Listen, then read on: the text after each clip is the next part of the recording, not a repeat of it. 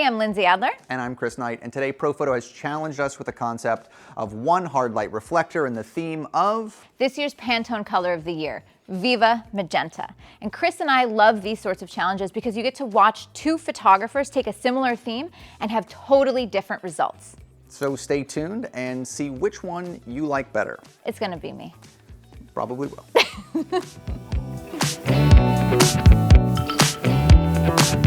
I'm gonna put you maybe here. For my one light setup, I am going to use a modifier that I have never used before. It's called a narrow beam reflector. So I did a little research, and what's special about this is depending on where you zoom it on the strobe head itself, you can get a really wide coverage of light or really narrow, just like the name suggests. Because this is one light, I may want something in between because I also need to illuminate that background. We've got a red background, a beautiful red outfit, and then I'm going to add another little creative element into the mix. By the way, the narrow beam reflector gives me really hard light, which is going to extremely emphasize her cheekbone and jawline, which is another reason why we have it at such a high angle. So let me show you what we're working with so far. Okay, perfect. And then give me an arm cross, beautiful. All right, so she looks gorgeous, but you can already tell that this red isn't the right red. And so when I'm shooting, I shoot tethered and I make adjustments in Capture One. And so one thing that I may do to help me visualize things is that I'll go down to the color editor and I'll start adjusting these reds because Viva Magenta isn't just pink or just red, it's kind of in between the two. And so I can grab my reds, I can darken them down, making them a little richer, I can pop up the saturation a little bit, and I can adjust the hue to make them go a little bit more pink. And by the way, there's a lot more fine tuning that I can do to make this the exact Viva Magenta, but this is just more for me to visualize and we'll fix the rest in the end. Okay, so got the beautiful light, got the beautiful color, and now time for one creative addition. We're going to add a gel into the scene, but not in a way you would usually think. Chris, would you help me out with this? Chris is going to hold this gel in between the light and the subject. Some of the light is going to pass through, which will give her almost a swath, like a painting of light across her face. We can change the angle and the distance, and each time we do, it's going to give us a different creative result. So let me show you what it looks like conceptually. All right, perfect. Great. So that looks great. The beautiful hard light on her face, I love the way that it's washing out the color, so it's just all about red, hard light, poppy, everything that I love. So now I'm gonna get the shot.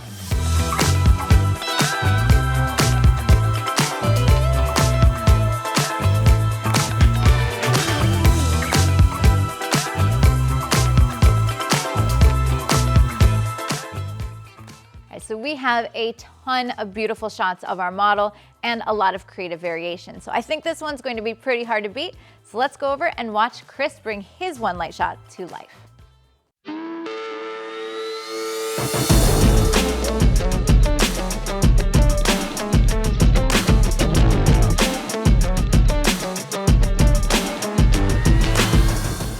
So for my one light setup, we're going in a very different direction. We're going something with a lot moodier, a lot more dramatic, and maybe a little bit more cinematic. I love the idea of kind of crafting complicated light and telling some interesting stories, but we are going to be a little creative with the idea of one light a little bit. So I like shooting in environments a lot and creating light that is really complicated and unique to the space. So that is what we're doing today. We're taking this seemingly normal corridor and we're transforming it into something very dark and very moody. And we're doing this with one light, but we're utilizing a lot of different surfaces for reflections and reflectors to create complexity. We are starting with no lights being on whatsoever, which is kind of key to this. So when I want to shape light in a space, I try to shut down as many lights as I can. Very good. Now you will see in the background there are still some hallway lights left on, and this is kind of us being a little bit creative. I'm actually lighting our subject with one light, but I am going to keep some lights on in the background just to give myself a little bit of depth. But I'm going to turn my white balance all the way up to full warmth, and I'm going to turn it all the way up to full magenta. My one light is going to be B10 Plus with a reflector and some barn doors to shape the light a little bit. This is going to kind of come in from behind a little bit, and it's going to create really this beautiful rim light on her face. Now, it is also being pointed at this wall, and so even though the barn doors do close down a little bit, I have added a flag next to it to really try to cut as much light as possible from this white wall behind her, just to shape the light a little bit more. To make it wrap around a little bit more, which makes it look a little bit more beautiful in my opinion, a little bit more complex, I'm gonna bring in a silver reflector to the front, which is going to swivel around and bounce some of that blue light to the front part of her face. Now, when I'm ready to photograph her, it's going to create something that feels a little bit more wrapped around. This sets me up here compositionally, but to make it feel a little bit more cinematic, add some narrative to it, I am going to introduce my second actor, who is going to stand in the background with a flashlight.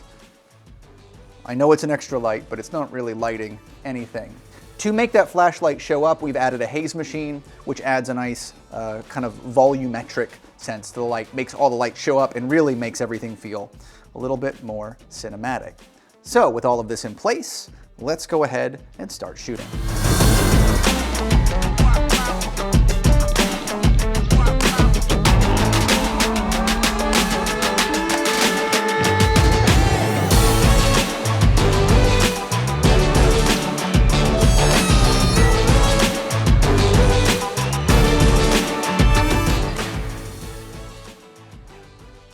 So just to recap what we've done here today is we started with a mostly unlit space.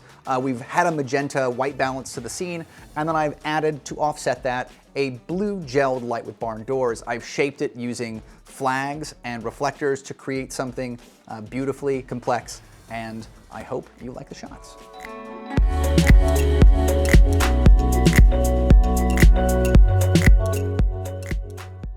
We hope you've enjoyed a peek behind the scenes of our shoots and our creative process. But the important thing to remember that even though you might have a favorite, there's not necessarily an objective winner. Everybody has different approaches and different styles, and it's all about what speaks to you personally. So, that being said, if you did have a favorite, let us know in the comments which one you prefer and why. And of course, we recommend that you check out the links in the description below because we have links to all of the gear we use in the making of these images. See you next time, guys. See you later.